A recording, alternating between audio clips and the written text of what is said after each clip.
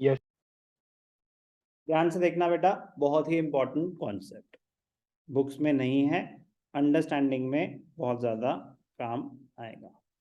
कहानी financial year की, कहानी फाइनेंशियल ईयर की बहुत सारी चीजें इस पे बेस्ड है। तो अभी हमारी जिंदगी में क्या चल रहा है? Financial year 2022-23। तो कंपनीज के फाइनेंशियल ईयर की कहानी क्या होती है? स्टार्ट कब हुआ होगा ये? 1 अप्रैल 2022। एंड कब होगा? 31 मार्च 2023। अब इस साल आपने, चलो, statement of profit and loss, statement of profit and loss क्या होता है?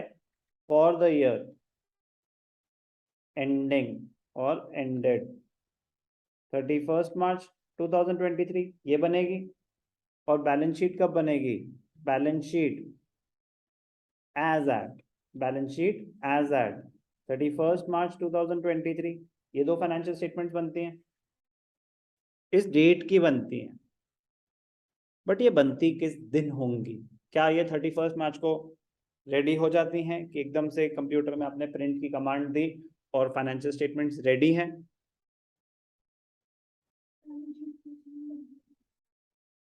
बन जाती होगी उस दिन पूरी की पूरी?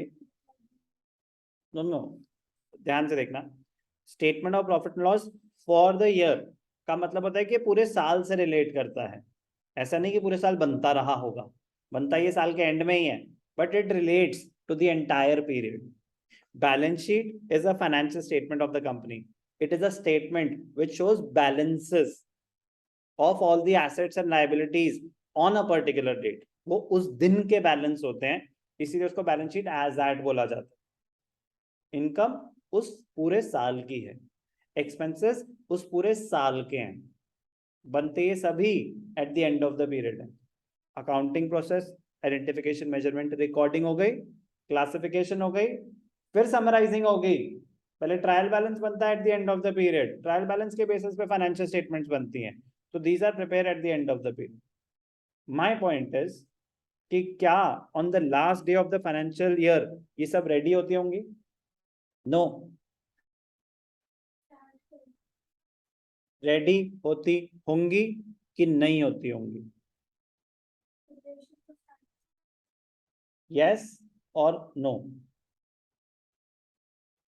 या इज नॉट एन ऑप्शन।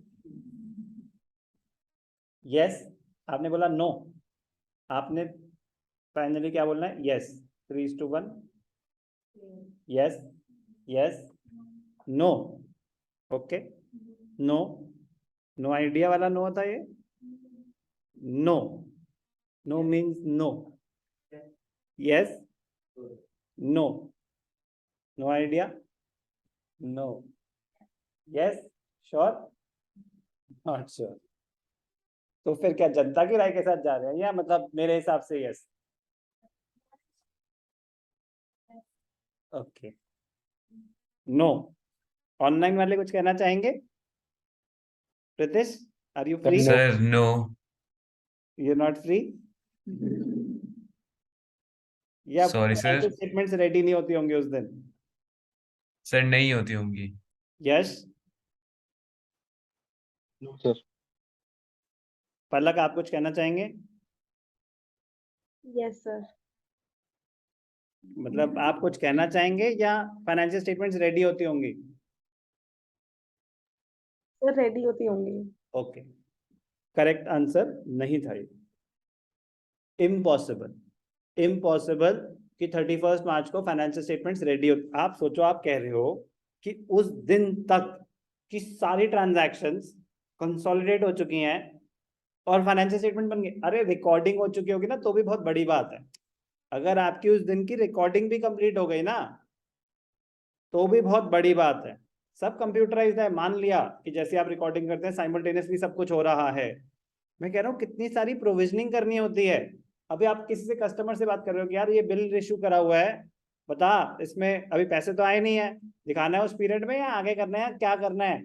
बहुत सारी प्रोविजनिंग चल रही होती है, अकाउंटिंग ही कंप्लीट नहीं होती। अकाउंटिंग मींस बुक कीपिंग ही कंप्लीट नहीं होती 31 मार्च तक। तो जितनी मर्जी अच्छी कंपनी हो, नहीं होती। तभी तो इनकम टैक्स वाले, अगर आपकी 31 मार्च की क्लोजिंग है, कंपनीज को 30 सितंबर कभी और एक्सटेंड हो जाए तो 31 अक्टूबर तक का टाइम दिया जाता है इनकम टैक्स रिटर्न फाइल करने का। आप जब, लेट अस अज्यूम 30 सितंबर is the last date for companies, तो मार्च, अप्रैल, मई, जून, जुलाई, अगस्त, सितंबर, 6 महीने दिए जा रहे हैं कि आप अपनी फाइनेंशियल स्टेटमेंट पिछले साल की क्लोज कर लो, जो भी आपका टैक्स बनता है वो कैलकुलेट कर लो, जितना पे कर चुके हो बहुत अच्छी बात है, जो अगर कुछ बैलेंस पेबल है तो उसको पे करो, फिर आप अपनी इनकम टैक्स रिटर्न अपलोड कर सकते हो। टैक्स पेबल में इनकम टैक्स रिटर्न अपलोड नहीं हो सकता। तो इतना टाइम क्यों दे रहे हैं? अरे भाई, पहले आप अकाउंटिंग कंप्लीट करोगे, फिर आपके अकाउंट्स का ऑडिट होगा, ऑडिटर्स आएंगे, वो चेक करेंगे कि जो आप बोल रहे हो, ऑडिटिंग वेरिफिकेशन ऑफ अकाउंट्स, कि वो सही भी है कि नहीं है। फिर उसके बाद सीए साइन करेगा, तब जाके वो मतलब फाइनल हुई आपकी स्टेटमेंट्स, तब जाके आप वो डिफरेंट यूजर्स के साथ शेयर कर सकते हो, and government is also one of the user. मतलब आप कह रहे हो कि 31 मार्च को आपके सारी अकाउंटिंग कंप्लीट हो गई, फाइनेंशियल स्टेटमेंट सारी रेडी हो गई, सारा ऑडिट हो गया, और सी आया, चलो भाई मेरे को लेट हो रहा है डिनर के लिए, साइन करा लो। Is it possible? It is impossible. It is impossible. बहुत अच्छी कंपनी हो तो इसके एक हफ्ते में वो कर देती है। नॉर्मली एक हफ्ते में एनुअल रिजल्ट कभी शेयर नहीं होते, दे टेक टाइम। क्वार्टरली हो सकते हैं। जो पब्लिक लिमिटेड कंपनीज हैं, जिनके शेयर स्टॉक मार्केट पे लिस्टेड हैं, they have to share quarterly results also. हर क्वार्टर के रिजल्ट शेयर करने होते हैं ऑडिटेड। वो 15 दिन के अंदर अंदर नॉर्मली बड़ी बड़ी अच्छी अच्छी कंपनी जो बहुत ही ज्यादा डिलिजेंट और डिसिप्लिन्ड है, वो 15 दिन में शेयर कर लेते हैं क्वार्टर के results. Annually they take time, consolidation होती है, बहुत सारी चीजें होती हैं। तो द पॉइंट इज जो हमारे साथ स्टेटमेंट शेयर होती है, that is definitely for the period ending on 31st March 2023. The transactions relate to the previous year only, but it is not possible to finalize them on that date. पुरानी transactions ही हैं, but उनकी verification चल रही है, auditing चल रही है, देख रहे हैं कि सब कुछ सही है कि नहीं है।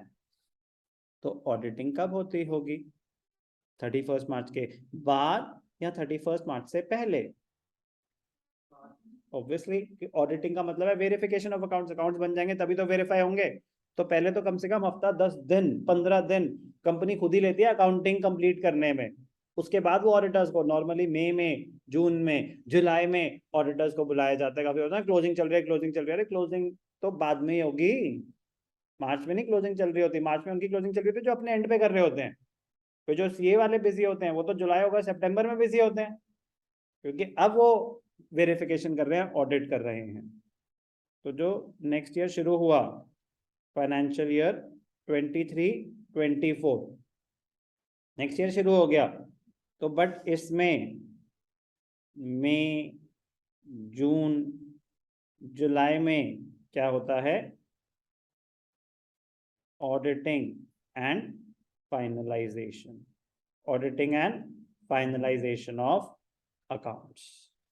ओके, फिर कहीं जाके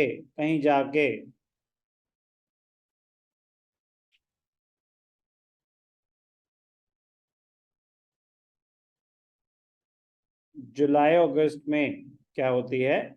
AGM, annual general meeting, also known as shareholders meeting. Annual general meeting, full form लिखने की जरूरत तो नहीं है, एजीएम, एनुअल जनरल मीटिंग, जुलाई अगस्त में जाके। और क्या बताया आपको? सितंबर अक्टूबर में क्या होती है? Last date of ITR for companies. Individuals की तो 31 जुलाई होती है, क्योंकि इंडिविजुअल थोड़ी ना होता है कि आपको बैलेंस शीट है, वो सबका नहीं होता। जिनका अगर है, बहुत बड़े इंसान हो, आपका ऑडिट होता है तो आपकी डेट भी बाद में होगी। बट नॉर्मली जो सैलरीड एम्प्लॉयज हैं या इंडिविजुअल्स की, जिनके लिए ऑडिट की जरूरत नहीं है, कह रहे तुम्हें कुछ करना तो है नहीं, तुम्हारा तो मार्च क्लोज हो चुका है, तुम्हारी कौन सी अब इनकम चेंज होने वाली है, तुम्हें कौन सी प्रोविजनिंग करनी है, तो 31 जुलाई तक रिटर्न भर देना। ओके, तो हम बात कर रहे हैं कंपनीज की। तो चलो वापस आते हैं फाइनेंशियल ईयर की कहानी। फाइनेंशियल ईयर जो 1 अप्रैल 2022 से लेकर 31 मार्च 2023 आपने जितने भी पैसे कमाए, जो भी खर्चा हुआ, सब कुछ हुआ, इसकी जो फाइनेंशियल स्टेटमेंट जाके रेडी होंगी, वो रेडी तो उसके बाद ही होंगी, but they relate to the previous year, इसमें तो कोई डाउट नहीं है। ऑडिट कब होता है? मई जून के आसपास। एजीएम कब होती है? AGM for the results of 22-23। क्या 22-23 में एजीएम हो सकती है? 22-23 के प्रॉफिट्स की एजीएम क्या 22-23 के हो सकती है? पॉसिबल ही नहीं है ना। 22-23 के प्रॉफिट्स तो फाइनलाइज ही उसके बाद होंगे, जब बैलेंस शीट रेडी हो चुके हैं, वो तो ऑडिट के बाद ही होंगे। तो जब जुलाई, अप्रैल में, जून, जुलाई में आपके फाइनल हुए स्टेटमेंट्स, तो आप अपने शेयर होल्डर्स, यूजर्स के साथ कब शेयर करेंगे? एजीएम में, तो वो तो ऑडिट के बाद ही होगी। तो जो ये एजीएम हो रही है, आप अपने रिजल्ट्स शेयर कर रहे हो, जो बोर्ड ऑफ डायरेक्टर्स है वो अपने शेयर होल्डर्स के साथ रिजल्ट्स शेयर कर रहे हैं। कौन से रिजल्ट्स? पिछले साल के। यस और नो? कोई भी डाउट? सारी कहानियां क्लियर हुई? तो जब आप रिटर्न भर रहे हो, तो जो आपको टैक्स पे करना पड़ेगा, तो वो टैक्स कौन से पीरियड का पे हो रहा है? 23-24 का या 22-23 का? 22-23 का। तो ऐसे कुछ इवेंट्स हैं जो 22-23 के पेमेंट 22-23 में हो सकती है। क्या 22-23 का जो प्रॉफिट पे डिविडेंड बना, वो 22-23 में पे करना पॉसिबल है? तो 23-24 में ही पे होगा, क्योंकि पहले फाइनेंशियल स्टेटमेंट्स फाइनलाइज करी जाएंगी, फिर उसके बाद शेयर होल्डर्स का अप्रूवल लिया जाएगा। प्रपोज डिविडेंड एक टर्म पढ़ी थी हमने करंट लायबिलिटी, उसमें कंटिंजेंट लायबिलिटीज में, तभी तो उसको कंटिंजेंट लायबिलिटी बोला जाता है। कह रहा है अभी हमने प्रपोज करा है, अभी इसका अप्रूवल आया नहीं है, इसका अप्रूवल कौन देंगे? Share holders. कौन देंगे इसका अप्रूवल? Share holders. वो कब देंगे? तो एजीएम में देंगे। एजीएम तो 31 मार्च के बाद होगी। तो जो एजीएम हुई 23-24 में, उसमें जो अगर आप डिविडेंड कर भी दिया approve, it relates to the previous year but it will be paid in the year 23-24। तो कहानी समझ आई फाइनेंशियल ईयर की? बस ये बताना चाहता था कि बेटा जो उस साल से रिलेटेड आपके प्रॉफिट्स हैं, एक्सपेंसेस हैं, वो सब उस साल से रिलेटेड हैं, बट कुछ चीजें हैं जो उस पीरियड में पे नहीं कर पाओगे, जैसे कि टैक्स और डिविडेंड। तो ये दो इंपॉर्टेंट चीजें हैं, टैक्स और डिविडेंड। उसका कॉन्सेप्ट अंडरस्टैंड करने के लिए ये कहानी क्लियर होनी जरूरी है। आई होप क्लियर है। तो चलो अब बात करते हैं अकाउंटिंग पॉइंट ऑफ व्यू से कि हमने ये कहानी यूज कैसे करनी। तो चलो पहले बात करते हैं प्रोविजन फॉर टैक्सेशन की। ध्यान से देखना, प्रोविजन फॉर टैक्सेशन मैंडेटरी होता है आपके लिए प्रोविजन क्रिएट करना। इसकी एंट्री क्या होती है? इसकी एंट्री होती है statement of profit and loss debited to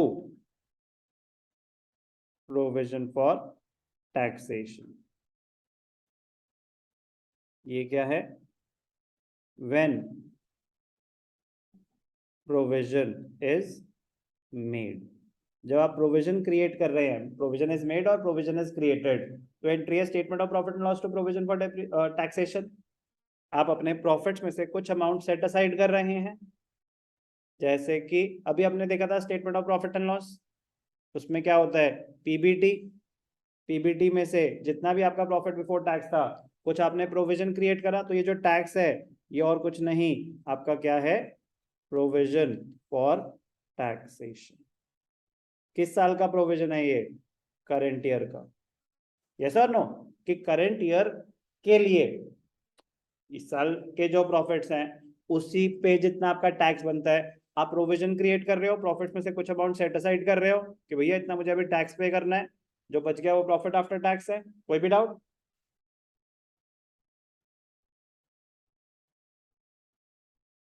तो प्रोविजन क्रिएट करने की एंट्री समझ आई? ये कहाँ रिफ्लेक्ट होती है? Statement of profit and loss में आ रही है। देख लिया आपने अभी जो पीबीटी माइनस टैक्स हो रहा था वो यही हो रहा है। Clear? When tax is paid, when tax is paid, तो जर्नल एंट्री क्या होती होगी आपके हिसाब से? गुड आंसर, बट बैंक के through. Provision for taxation, provision for taxation account debited to bank account, bank के थ्रू एंट्री पास होगी। पेमेंट की एंट्री है ये, क्या ये मेरे statement of profit and loss में आ रही है? नहीं आ रही। पेमेंट की entry statement of profit and loss में थोड़ी ना आ रही है। अब क्योंकि ये मेरे statement of profit and loss में आ ही नहीं रही, तो क्या ये मेरे प्रॉफिट्स को अफेक्ट कर सकती है? नो, ये तो एक पेमेंट है। मैंने गुड्स खरीदे क्रेडिट पे, परचेजेस टू क्रेडिटर्स, क्या वो मेरे प्रॉफिट या लॉस को अफेक्ट कर सकती है? परचेजेस कर सकती है कि नहीं कर सकती? बिल्कुल कर सकती है। मेरे स्टेटमेंट ऑफ प्रॉफिट लॉस में एक्सपेंसेस में आता है purchase of stock and trade, तो चाहे मैंने कैश पे खरीदा हो या क्रेडिट पे खरीदा हो, मेरे प्रॉफिट को अफेक्ट कर सकती है। अब मैं 6 महीने बाद, 1 साल के बाद मैं क्रेडिटर्स को पेमेंट कर रहा हूँ, क्रेडिटर्स टू कैश और बैंक, क्या वो मेरे प्रॉफिट को अफेक्ट करते हैं? नहीं, वो तो एक पेमेंट है। अक्रूवल बेसिस पे बनते हैं हमारे अकाउंट्स। हमारे अकाउंट्स किस पे बनते हैं? अक्रूवल बेसिस पे। तो जरूरी नहीं है कि जो आप पेमेंट कर रहे हो वो आपके प्रॉफिट को अफेक्ट कर रही होगी, और ये भी जरूरी नहीं है कि जो आपकी ट्रांजैक्शन प्रॉफिट्स को अफेक्ट कर रही है वो आपके कैश बैलेंस को भी अफेक्ट कर रही होगी। तो कैश फ्लो स्टेटमेंट का पर्पस है ये चेक करना कि ऑपरेटिंग एक्टिविटीज से कैश कितना आया। तो अगर आपने टैक्स के लिए प्रोविजन क्रिएट करा है, अगर आपने टैक्स के लिए प्रोविजन क्रिएट करा है, तो उस प्रोविजन ने आपके प्रॉफिट्स तो रिड्यूस कर दिए होंगे। देखा ना कि पीबीटी मेरा 100 था और टैक्स क्रिएट करा प्रोविजन 30%, तो उसने तो मेरा प्रॉफिट 30 से कम कर दिया, अब तो मेरे पास 70 बचे। तो प्रोविजन फॉर टैक्स जो आपने क्रिएट किया उसने मेरे प्रॉफिट को तो रिड्यूस कर दिया, बट क्या उस साल के कैश के बैलेंस को रिड्यूस करा होगा? नहीं करा होगा, क्योंकि ये टैक्स तो नेक्स्ट ईयर पे होगा। तो और हमें तो चाहिए कि हमारे पास कैश कितना आया ऑपरेशन से, तो वो ट्रांजैक्शन जो मेरे उस साल के प्रॉफिट को तो रिड्यूस कर रही हैं, बट मेरे कैश बैलेंस को रिड्यूस नहीं कर रही, उनको रिवर्स करना पड़ेगा, क्योंकि मेरे पास तो कैश ज्यादा पड़ा हुआ है। और ऐसी कुछ चीजें जिन्होंने मेरे कैश को तो रिड्यूस कर दिया होगा बट मेरे प्रॉफिट्स को अफेक्ट नहीं करा, जिसकी वजह से वो statement of profit and loss में आ ही नहीं सकती, उनको भी कंसिडर किया जाए। Coming back to the concept of provision for taxation, point कि जो आपने प्रोविजन क्रिएट किया उसके एंट्री है statement of profit and loss to provision, और जो आपने टैक्स पे किया उसके एंट्री है। मैंने तो नहीं बताया कब पे करा, whenever the tax will be paid this entry will be passed।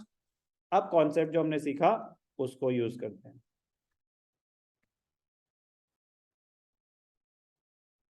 Provision for tax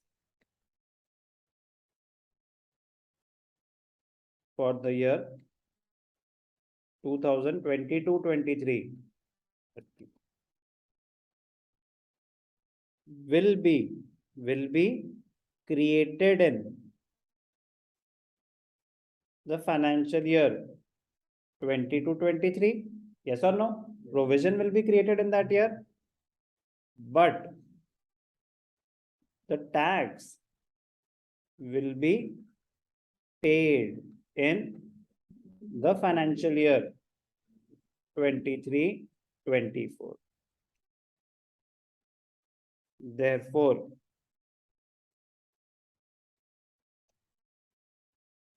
this amount is added back. This amount is added back to the profits to calculate cash from operating activities. बात समझ आई? कोई doubt? वो भी हम देखेंगे segregation की। Operating में further segregation क्या होती है कि पहले निकलता है net profit before tax and extraordinary items, फिर निकलता है ऑपरेटिंग प्रॉफिट, वो तो सेग्रीगेशन। बट मैं कह रहा हूँ ऑपरेटिंग एक्टिविटीज के अंडर इस अमाउंट को ऐड बैक कर दिया जाएगा। किसको? Provision for tax current year को। क्यों ऐड बैक कर दिया जाएगा? क्योंकि भाई साहब आपके प्रॉफिट्स को तो रिड्यूस कर दिया इसने, अभी पेमेंट हुई नहीं है। समझ आ गया ना क्यों ऐड हुआ? कोई doubt?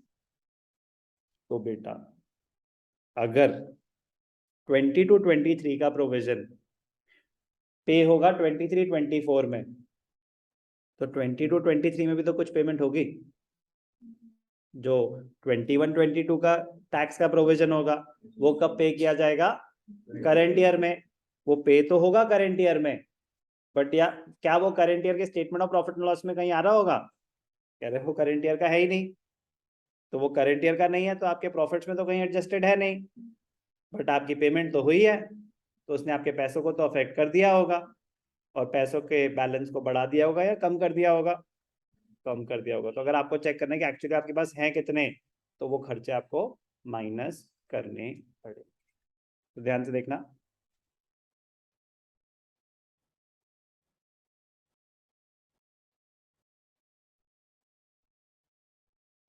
Provision for taxation previous year, तो स्पेसिफाई का करूं तो किसकी बात हो रही है? Financial year 21-22। यस और no? This provision must have been created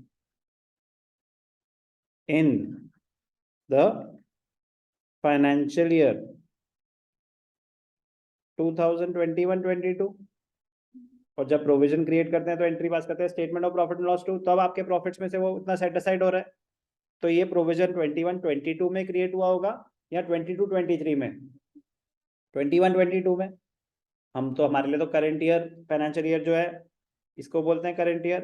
22-23 है, हम cash flow statement current year की बनाते हैं।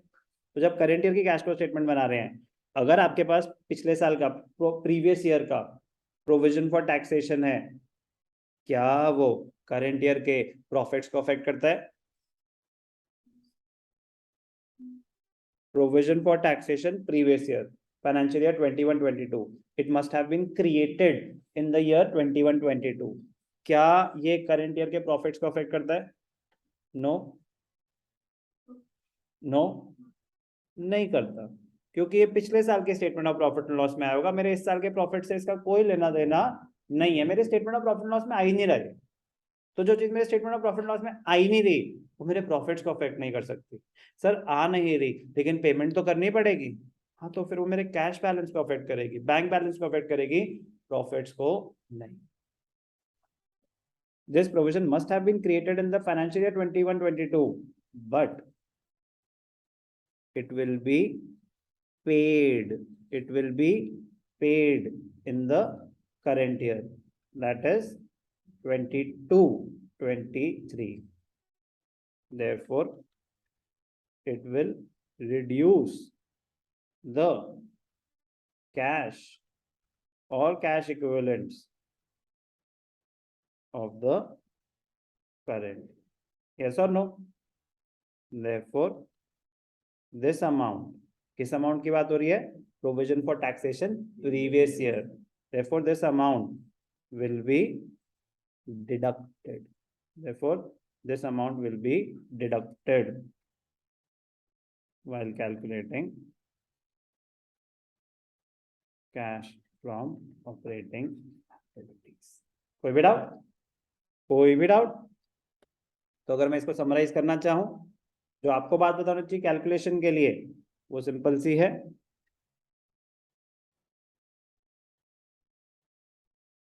प्रोविजन फॉर टैक्सेशन, नॉर्मली दो वैल्यूज गिवन होती हैं, 21-22, 22-23। तो 22-23 आपके लिए क्या है? Current year, previous year. अगर प्रीवियस ईयर 70 है, कुछ भी कोई लेना देना नहीं अमाउंट से, मतलब इररिस्पेक्टिव ऑफ द अमाउंट, हमें क्या ध्यान देना है? कौन सा प्रीवियस ईयर बैलेंस है, कौन सा करंट ईयर बैलेंस है। तो क्या होगी इसकी treatment? Previous year provision for taxation of 70,000, it will be deducted or added in the cash from to calculate cash from operating activities. It will be deducted. Very good. Deducted in cash from operating activities. और current year provision for tax of 50,000, it will be added in cash from operating activities. Why? कह रहे current year add back कर दो. क्यों? कह रहे इसने मेरे प्रॉफिट्स को तो रिड्यूस कर दिया, अभी पेमेंट नहीं हुई, मेरे पास ही पड़े हैं पैसे, फिर माइनस क्यों कर रहे हो? कह रहे माइनस करंट ईयर का नहीं कर रहे, माइनस पिछले साल का कर रहे हैं. क्यों माइनस कर रहे हैं? कह रहे उतने पैसे दिए हैं मैंने इस बार, और वो मेरे प्रॉफिट्स को अफेक्ट नहीं कर रहा, तो मेरे प्रॉफिट्स में कहीं अभी इसकी एडजस्टमेंट हुई नहीं है, स्टेटमेंट ऑफ प्रॉफिट लॉस में कहीं आ नहीं रहा, लेकिन मेरे पैसे गए हैं.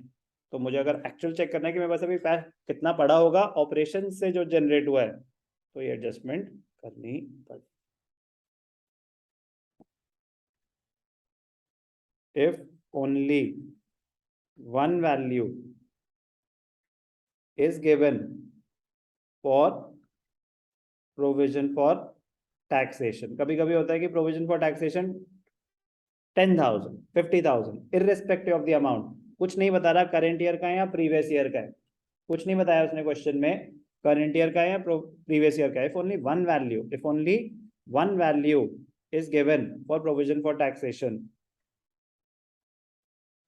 the same will be deducted and added in the cash from operating activities. कह रहा फिर फायदा क्या हुआ? कह रहा फायदा नुकसान नहीं, आपको ये ट्रीटमेंट, आपको ये अज्यूम करना पड़ेगा कि वही प्रोविजन उस साल क्रिएट हुआ था और पे भी हो गया होगा. अगर मैंने कोई और इन्फॉर्मेशन नहीं दी, अगर एक ही वैल्यू, तो वो क्वेश्चन का फॉर्मेशन एरर हो गया ना. तो आपके पास कोई ऑप्शन नहीं है कि अगर एक ही वैल्यू गिवन है, कोई और इन्फॉर्मेशन गिवन नहीं है, तो सेम प्रोविजन उस साल क्रिएट हुआ होगा और पे भी हो गया होगा. अजम्पशन है, कोई डाउट? बट नॉर्मली आपको दो वैल्यूज गिवन होंगी, तो ये समझ आना चाहिए कि आपको करंट ईयर वैल्यू का क्या करना है, प्रीवियस ईयर वैल्यू का क्या करना है. क्या करना है? क्वेश्चन उतना सही होता है. क्यों करना है? वही तो इतनी देर से बात कर रहा था. क्यों करना है उसका लॉजिक आपको डिटेल में दिया. वो लॉजिक आपकी अंडरस्टैंडिंग के लिए है, वो वन टाइम इन्वेस्टमेंट होगी. क्या करना है? करंट ईयर प्रोविजन ऐड करना है, प्रीवियस ईयर प्रोविजन माइनस करना है.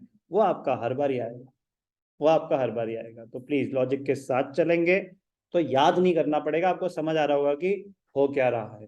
कौन से स्टेज पे होगा वो तो बात ही अभी नहीं आई, बट जब भी होगा तो क्या होगा, करंट ईयर प्रोविजन को ऐड किया जाएगा, प्रीवियस ईयर प्रोविजन को माइनस किया जाएगा. क्यों किया जाएगा? कोई डाउट? चलो अब ध्यान से देखना, कहानी फाइनेंशियल ईयर की ही में दो चीजें करनी है हमने. एक जो हमने बात करी वो किसकी करी अभी तक? Provision for taxation. चलो बड़ी ही मजेदार एक और कहानी.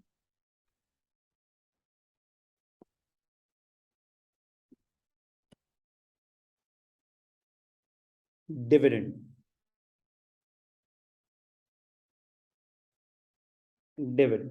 डिविडेंड दो टाइप के होते हैं. एक होता है प्रपोज डिविडेंड और एक होता है इंटरिम डिविडेंड. एक होता है प्रपोज डिविडेंड, एक होता है interim dividend. Propose dividend also known as annual dividend. Propose dividend is also known as annual dividend, कि पूरे साल आपने क्या कमाया जिसके बेसिस पे आप आगे डिविडेंड बांटेंगे. ये कौन अप्रूव करता है? Approved by the share holders in the AGM. और dividend, interim dividend, interim due to extraordinary profits announced during the year, paid during the year. It is proposed dividend is normally paid within 30 days of approval. Proposed dividend is normally paid within 30 days of approval. इसका तो approval ही AGM में आएगा, और AGM तो अगले साल होगी, पिछले साल की. कोई डाउट? वो तो कहानी ऊपर आ चुकी है. Interim dividend is paid within 7 days of announcement. Interim dividend is paid within 7 days of declaration or announcement. ये कौन दे रहा है? This is approved by the directors, by the board of directors. तो ये internally उनके पास पावर है कि भैया extraordinary profits हुए बांटो. Interim dividend. Interim dividend सिर्फ इक्विटी शेयर होल्डर्स को ही मिल सकता है, क्योंकि प्रेफरेंस शेयर होल्डर्स का तो डिविडेंड फिक्स्ड है, प्रेफरेंस शेयर होल्डर्स का तो रेट ऑफ डिविडेंड फिक्स्ड है, तो प्रेफरेंस शेयर होल्डर्स को वो फिक्स्ड रेट मिलेगा। इक्विटी शेयर होल्डर्स को इंटरिम डिविडेंड भी मिल सकता है और एनुअल डिविडेंड भी मिल सकता है। बट अगर अगर इक्विटी शेयर होल्डर्स को डिविडेंड दिया है, अगर इक्विटी शेयर होल्डर्स को डिविडेंड दिया है, तो वो इम्प्लाइड होता है कि भाई प्रेफरेंस को भी दिया होगा, उनको उनका जो रेट फिक्स्ड है वो दिया होगा, इंटरिम डिविडेंड नहीं। गिवन होता है 12% preference share capital. 12% preference share capital का मतलब क्या होता है कि preference shares carry dividend at the rate of 12%। तो क्या हर साल वो डिविडेंड देना, is dividend a charge against profit? क्या वो देना कंपलसरी है? No, dividend is an appropriation. नहीं सर, प्रेफरेंस डिविडेंड को तो देना पड़ेगा ना, ऐसा बिल्कुल भी नहीं है। उनका रेट फिक्स्ड है, प्रॉफिट्स होंगे दे देंगे, नहीं होगा तो क्यूमुलेटिव प्रेफरेंस शेयर्स के केस में वो डिविडेंड अक्यूमुलेट होता रहेगा, जब सफिशिएंट प्रॉफिट्स होंगे तो दे देंगे। तो it is not a charge, it is an appropriation. Clear? तो arrears of fixed cumulative dividend they come under contingent liabilities and commitments. Commitments हैं वो, मतलब वो मेरी एक्चुअल अभी लायबिलिटी नहीं बन गई, it is not a charge against profit. Clear? आया हुआ है चैप्टर में। Arrears of fixed cumulative dividend जो भी है, फिक्स्ड क्यूमुलेटिव डिविडेंड ये होता है कि dividend on preference shares, it is not a charge. Now point is कि अगर क्वेश्चन में ऐसा लिखा हुआ है कि dividend was paid to equity share holders, तो इट इज इंप्लाइड कि प्रेफरेंस को भी दिया होगा। तो आपको फिर रेट गिवन है 12%, तो आप कैलकुलेट कर लो। क्यों? क्योंकि preference share holders are given preference at the time of payment of dividend. Equity को तो लास्ट में देते हैं, तो अगर इक्विटी को दिया है तो भाई प्रेफरेंस को तो दिया ही होगा। लेकिन अगर डिविडेंड की कोई इंफॉर्मेशन नहीं है कि दिया कि नहीं दिया, तो कोई जरूरी नहीं है कि प्रेफरेंस शेयर होल्डर्स को भी दिया होगा। समझ आया क्या बोला मैंने? अभी बस मैंने आपको बताया कि डिविडेंड दो तरीके के होते हैं, एक प्रपोज डिविडेंड, एक इंटरिम डिविडेंड। प्रपोज डिविडेंड आपका एनुअल डिविडेंड होता है। कौन अप्रूव करता है? शेयर होल्डर्स अप्रूव करते हैं। Interim dividend due to extraordinary profits कौन अप्रूव करता है? Directors, board of directors. Interim dividend declared and paid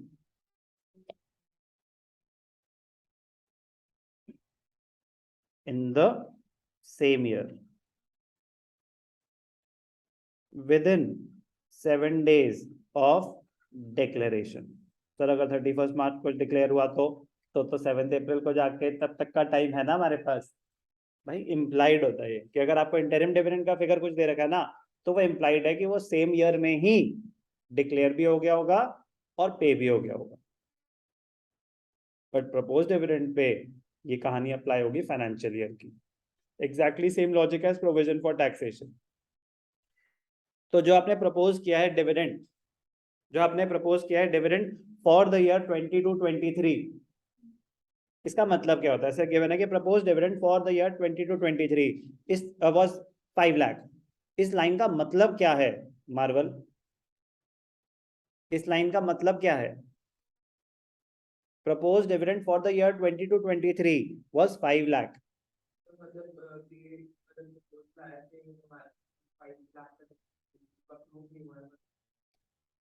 22-23 की परफॉर्मेंस को देख के डायरेक्टर्स ने एक प्रपोजल दिया है, डायरेक्टर्स ने एक प्रपोजल दिया है कि 5 लाख का डिविडेंड हम डिस्ट्रीब्यूट कर सकते हैं शेयर होल्डर्स को। ये कौन अप्रूव करेगा? शेयर होल्डर्स अप्रूव करेंगे। कब अप्रूव करेंगे? एजीएम में। और एजीएम कब होती है? मैं कह रहा हूं मंथ नहीं फर्क पड़ता, डेट फर्क नहीं पड़ती, नेक्स्ट ईयर में ही हो सकती है, तो फाइनेंशियल ईयर 23-24 में ही होगी। तो propose dividend for the year 22-23 will be approved and paid in the year 23-24। so my question कि पे तो हो नहीं सकता 22-23 में, तो इसने मेरे कैश को तो अफेक्ट करा ही नहीं। बट मैं कह रहा हूं कि वो तो अप्रूव भी नहीं हुआ 22-23 में, डायरेक्टर्स के पास तो पावर नहीं है उसको अप्रूव करने की। तो अगर वो अप्रूव ही नहीं हुआ, तो क्या प्रॉफिट में से अमाउंट सेट असाइड कर सकते हैं डिविडेंड के लिए? नहीं कर सकते?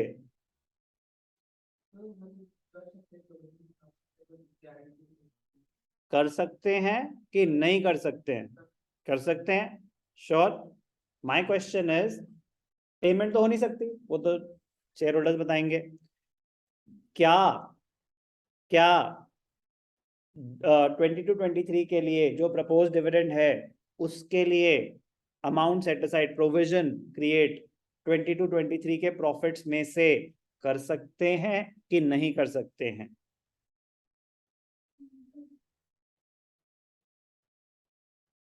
कर सकते हैं, नहीं कर सकते, नो आइडिया। तीन ही ऑप्शन है आप लोगों के पास भी। नहीं कर सकते, कर सकते हैं, नहीं कर सकते, कर सकते हैं। मतलब रीजन भी दिया है कि कंटिजेंट लायबिलिटी में दिखाएंगे। ओके, कर सकते हैं, कर सकते हैं, कर सकते हैं। तो मैंने तो पहले कहा था, देखो मैंने तो सबसे पहले कहा था कर सकते हैं। Sure, not sure? जनता की राय के साथ जाना चाहिए। कर सकते हैं, यही कहना चाहते हो? अरे वही बात हो रही है भाई कि प्रोविजन बना सकते हैं कि नहीं बना सकते? बना सकते हैं, नहीं बना सकते। ध्यान से देखना ना भाई को। अगर बना सकते तो बैलेंस शीट का पार्ट होता, कंटिजेंट लायबिलिटी नहीं होती। Contingent liability is not a part of the balance sheet, it is a footnote of the balance sheet. Contingent liability is not a part of the balance sheet, is it? No, it is a footnote outside. ना वो total assets में आ रहा है, ना वो total liabilities में आ रहा है। It is a footnote given outside the balance sheet, last item in the balance sheet or below the balance sheet. The point is, proposed dividend for the current year is a contingent liability. So if it is a contingent liability, it is not a part of the financial statements of that year. Directors do not have the power to block the profits for proposed dividend. तो वो 22-23 के profits को भी affect नहीं कर सकता। Logic समझ आ गया ना? Therefore it is a contingent liability, वरना तो वो बैलेंस शीट का पार्ट होता। प्रोविजन फॉर टैक्स आता है कि नहीं आता बुक्स में? तो अगर वो भी कर रहे होते तो फिर वो भी बुक्स में आ रहा होता। वो क्यों नहीं आया फिर? ध्यान से देखना, क्या बोल दिया मैंने? हाँ, कलर चेंज करते हैं।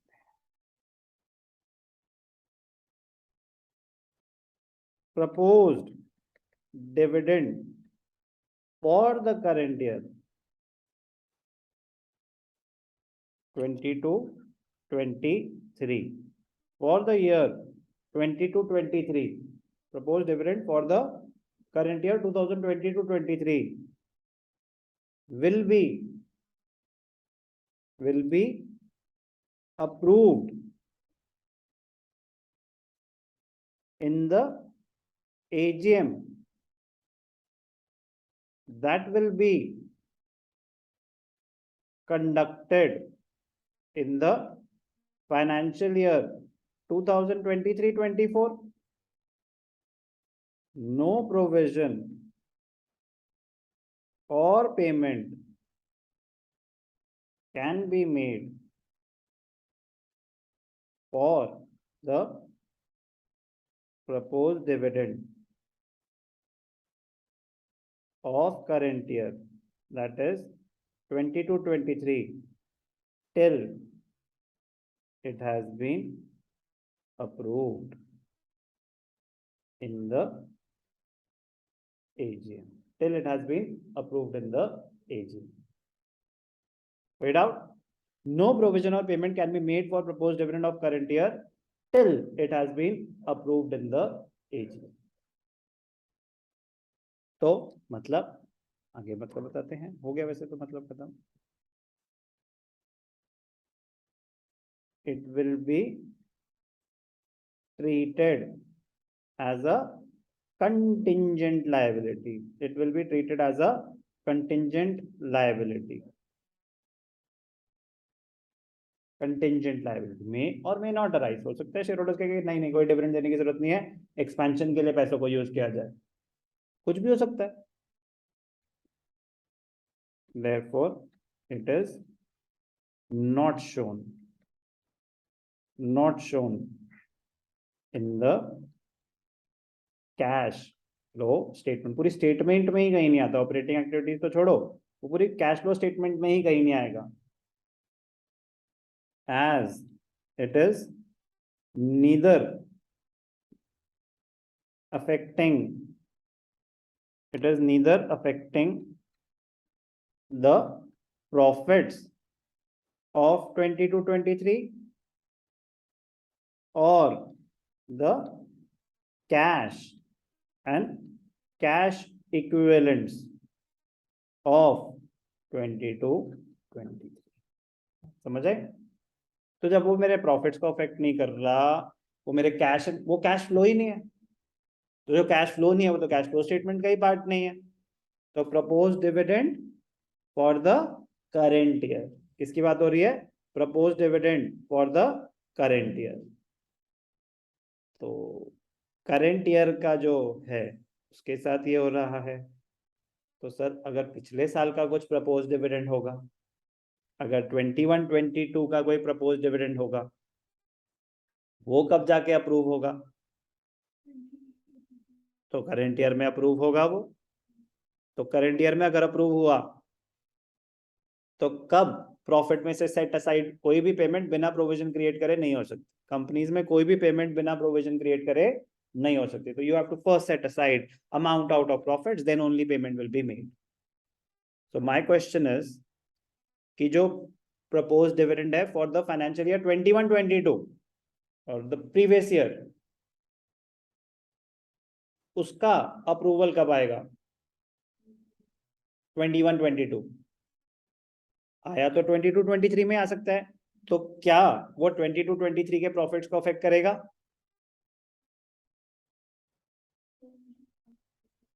क्या वो 22-23 के प्रॉफिट्स को अफेक्ट करेगा?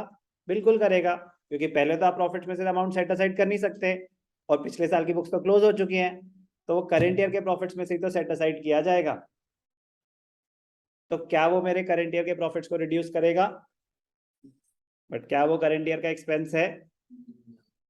Therefore it will be added back. It is not an operating expense, it is a financing activity. Financing में दिखाया जाएगा मेरे प्रॉफिट्स को तो उसने रिड्यूस कर दिया, बट क्या वो ऑपरेटिंग एक्सपेंस है? अब जब वो पे होगा तो वो मेरे कैश बैलेंस को अफेक्ट करेगा, यस और नो? तो भी वो बुक्स में आएगा, कोई ना कोई एडजस्टमेंट होगी उसकी। बट ये सब किसकी बात हो रही है? Propose dividend for the previous year, propose dividend for the previous year. ध्यान से, मजेदार। Proposed dividend for the previous year 21-22,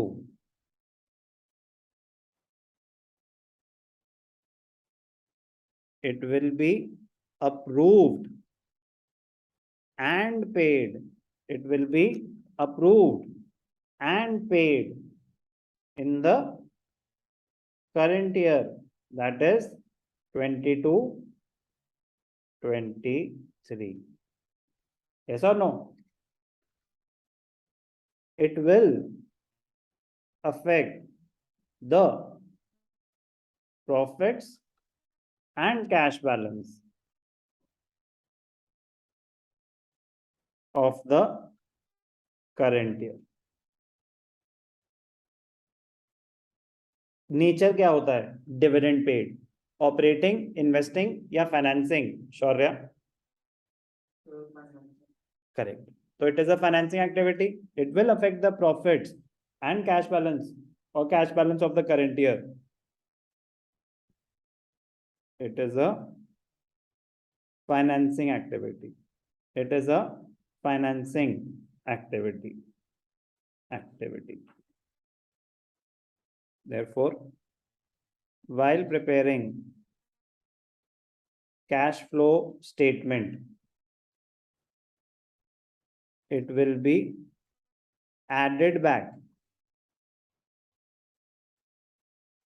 in cash from operating activities. क्यों? क्योंकि जब आपने डिविडेंड के लिए प्रपोज करा, अप्रूवल आ गया, तो उसने आपके प्रॉफिट्स को तो रिड्यूस कर दिया, बट क्या वो ऑपरेटिंग एक्सपेंस है? तो ऑपरेशन से तो आपने ज्यादा कमाए होंगे, तो कह रहे हैं इसको ऐड बैक करो। इसने आपके जो प्रॉफिट्स आ रहे हैं फाइनल वो कम है, बट जो आपने बिजनेस से कमाए हैं वो इससे ज्यादा है। It will be added back in cash from operating activities because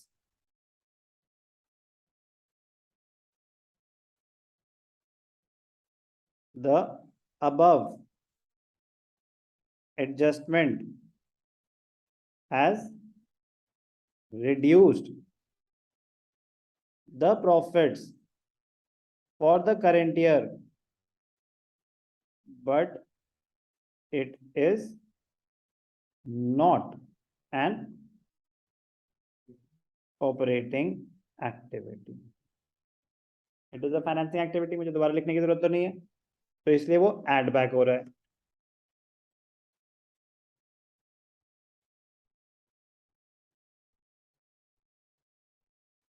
तो ऑपरेटिंग में रिवर्स कर दिया कि भैया ये ऑपरेटिंग एक्टिविटी नहीं है, रिवर्स करो। It will be shown as an outflow. It will be shown as an outflow under cash from financing activities. CFO is cash from operating activities. तो समराइज करूं,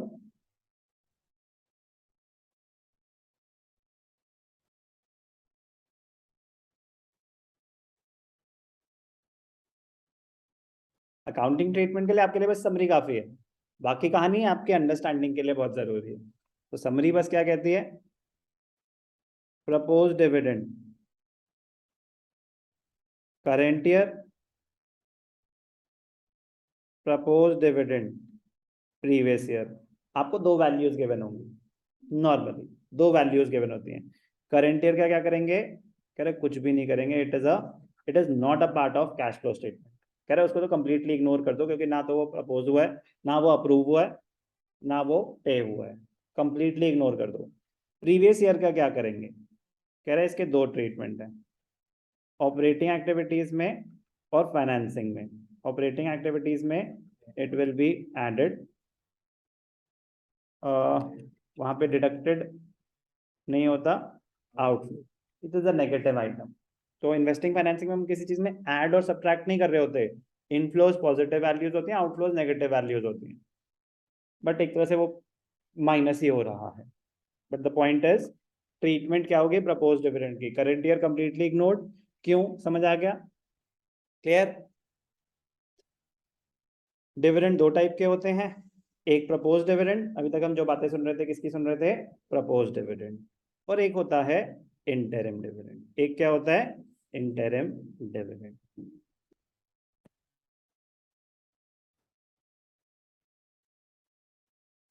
इंटरिम डिविडेंड बड़ा ही शरीफ सा है, declared and paid in the same year, declared due to extraordinary profits, approved by directors not shareholders। कोई doubt? ठीक है। Treatment क्या होगी?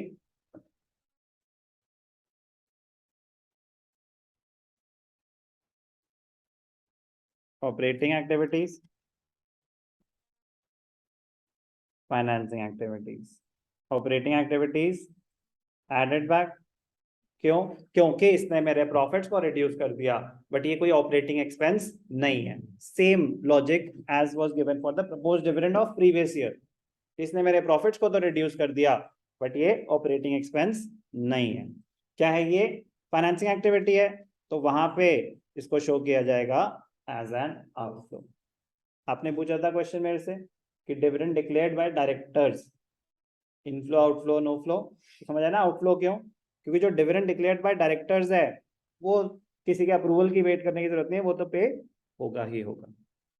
जो प्रपोज डिविडेंड है, एनुअल डिविडेंड है, वो अभी कंटिंजेंट लायबिलिटी है, it will lead to no flow, it is not a part of cash flow statement. तो करंट ईयर का propose dividend not a part of cash flow statement. Previous year का propose dividend, अगर flow में बात हो रही है, it will lead to an outflow, क्योंकि जो प्रीवियस ईयर का प्रपोज डिविडेंड है, if nothing is specified it is assumed that it will be approved in the current year. वो अजम्पशन होती है कि सर बस ये लिखा था कि प्रपोज डिविडेंड करंट ईयर का इतना और प्रीवियस ईयर का इतना, ये कुछ मेंशन नहीं था कि अप्रूव हुआ कि नहीं हुआ, तो हमने तो दोनों ही कंटीजेंट मान ली। नो, इट इज इम्प्लाइड कि जो पिछले साल का प्रपोज डिविडेंड था वो करंट ईयर में अप्रूव हो गया होगा, और जो करंट ईयर का है वो अगले साल होगा, वो करंट ईयर के कैश फ्लो स्टेटमेंट का पार्ट नहीं है। Provision for taxation on the other hand, it is not a contingent liability, therefore उसकी ट्रीटमेंट स्लाइटली डिफरेंट है। करंट ईयर का एड बैक कर दो कि उसने मेरे प्रॉफिट्स को रिड्यूस कर दिया है, पेमेंट अभी नहीं हुई है, और प्रपोज डिविडेंड अगर। तो प्रोविजन फॉर टैक्सेशन की मैंने आपको कहानियां सुनाई, प्रपोज डिविडेंड की कहानियां सुनाई, और इंटरिम डिविडेंड की कहानियां सुनाई, बट ये सारी की सारी कहानियां किस पे बेस्ड थी? फाइनेंशियल ईयर की कहानी पे। तो जब तक आपको फाइनेंशियल ईयर का लॉजिक नहीं पता होगा कि कंपनीज ऐसे ऑपरेट करती हैं, जो कि बहुत बेसिक सी बात है, लेकिन बात बेसिक की नहीं होती, बात होती है तो पता है या नहीं पता है, तो क्यों उसकी एक्टिविटीज नेक्स्ट ईयर में इतनी सारी हो रही हैं, तो उसका लॉजिक बेसिक सा आपको पता होना चाहिए था, तो फिर आप ट्रांजैक्शन से बेटर रिलेट कर सकते हैं। अदरवाइज हम सिर्फ याद कर रहे होते हैं स्टेटमेंट, याद करोगे 2 दिन में 0, याद तो करनी ही पड़ेगी। कैश फ्लो स्टेटमेंट बिना याद करे नहीं हो सकती। तो हमने जितनी बातें करी, ये कैश फ्लो स्टेटमेंट का 2% कवरेज हुआ है, ये कैश फ्लो स्टेटमेंट का 2% कवरेज हुआ है। बट मैं कह रहा हूँ इनिशियल 20% कवरेज में हमारी 80% जान लग जाएगी, वो ढंग से हो गया तो बाकी 80% के लिए सिर्फ 20% जान लगेगी। तो अभी तो मैं आपको बेस बना रहा हूँ, मैं ये बता रहा हूँ आपको कि इनिशियल 20% करने में हमारे 80% एफर्ट्स लगेंगे, हमारे मतलब हमारे मेरे, बट आपको उतना समझना पड़ेगा साथ साथ। एक बार वो चीज क्लियर हो गई तो रिमेनिंग 80% में सिर्फ 20% एफर्ट्स लगेंगे। फायदा उसका होगा जिसने पहले जान लगा दी। तो प्लीज इसको प्रायोरिटी रखना। मेरी मिनिमम रिक्वायरमेंट बस यही है कि 1 घंटा 1.5 घंटा इस पे आप डेली डिवोट करें, आपकी जिंदगी में कुछ भी चल रहा हो, और ये सिर्फ और सिर्फ नेक्स्ट 10 डेज की रिक्वायरमेंट है, खत्म हो जाएगा आपका कैश फ्लो, ठीक है ना? 1 hour to 90 minutes maximum. Please आप अपने लिए बहुत बड़ी चीज कर देंगे। ओके ओके ओके, जो नीचे बातें दे रखी हैं डिविडेंड की वो सब रेपिटेशन है, मैं ऑलरेडी सारी बातें बोल चुका हूँ। डिविडेंड कह रहा है 2 टाइप के होते हैं, एक होता है इंटरिम डिविडेंड और एक होता है propose dividend.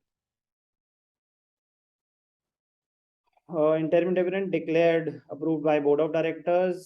Stating it differently, interim dividend is not declared by shareholders. It is not paid on preference shares since the rate of preference shares is decided at the time of issue. कोई भी नई बात आई? नहीं है। Proposed or final dividend. Final dividend is proposed by the company at the end of the year and is approved by the shareholders. It is termed as proposed or final dividend. Okay ji, proposed or final dividend on both equity and preference shares. वो तो दोनों पे दिया जा सकता है ना, वरना प्रेफरेंस शेयरहोल्डर को मिलेगा ही क्या? इंटरिम मिल नहीं रहा, कह रहा प्रपोज भी सिर्फ इक्विटी को नहीं, तो प्रपोज डिविडेंड दोनों पे ही है, but they are paid after it is approved by the shareholders in the AGM. AGM for the year is held after the end of the financial year, that is in the next financial year। वो तो इतनी line में बोलेंगे, बाकी तो तुम्हें समझ आएगी होगा कि हमने क्या बोला, बस इतनी सी रेफरेंस है इस बात की कि AGM नेक्स्ट ईयर में होगी। क्यों तो मैं नहीं पता। AS4 revised contingency and events after prescribes that proposed dividend is not to be accounted in the books of accounts unless it is declared or approved by the shareholders. It is to be shown as a contingent liability. Dividend is an appropriation, it is not a charge against profit and is deducted from the surplus in the year it is approved by the shareholders. Paid out?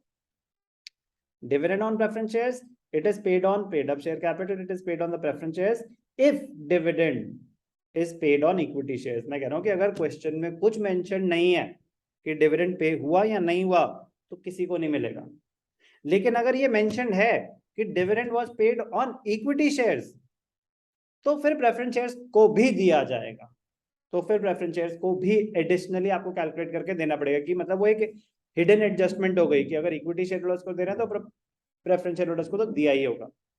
लेकिन अगर सिर्फ लिखा है propose dividend was amount given है current year previous year, तो current year ignore, previous year अब amount given है और कोई कहानी नहीं है, it includes all the dividends for both equity. अगर मैंने स्पेसिफाई करना ना किसका है ये, तो वो इम्प्लाइड है कि इसमें ही सारे इंक्लूडेड है।